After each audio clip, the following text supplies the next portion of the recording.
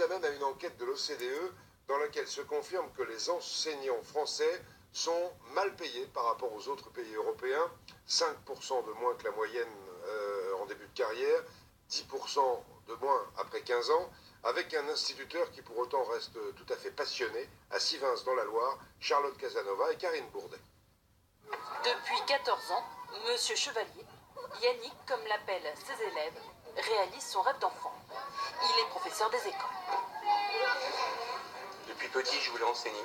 Puis je me suis tourné vers l'enseignement primaire. Je me suis rendu compte que c'était à ce moment-là que c'était important d'apprendre les choses aux enfants, de savoir vivre, savoir être. Important, mais pas facile.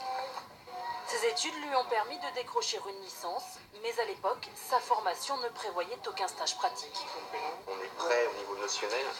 Par contre, au niveau discipline, organisation de classe, on n'est pas prêt. Et c'est là qu'on se rend compte que ça peut paraître facile de l'extérieur, mais en fait, c'est pas si facile que ça. Amy, je t'écoute.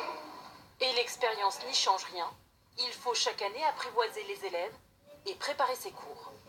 Il y a les heures passées devant les élèves, mais aussi les heures à côté. Donc c'est vrai que oui, ça nous prend beaucoup de temps, contrairement à ce que certains pourraient penser. 24 heures de travail par semaine, en théorie. 50 heures dans la réalité. Le tout pour un salaire de 2000 € net par mois. Au départ, pour moi, le métier d'enseignant, c'était une promotion sociale, d'autant plus que mes parents étaient agriculteurs. Donc, moi, je me souviens des instituts qui étaient dans mon village. C'était les premiers à avoir une belle maison avec la piscine. Enfin, oui, c'est un peu l'image d'Épinal. Et en fait, c'est vrai qu'on n'a pas non plus un niveau de vie qui est très élevé, quoi. Malgré tout, Yannick n'a aucun regret. Toujours le sentiment d'exercer son métier rêvé, d'autant qu'il enseigne à des élèves de CP-CE1.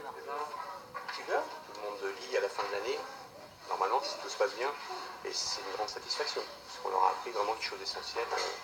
Et pour eux, l'accès à la lecture, ça peut être magique aussi. Pour devenir professeur des écoles aujourd'hui, il faut avoir au minimum un niveau Bac+4, bien plus que dans la moyenne des pays de l'OCDE.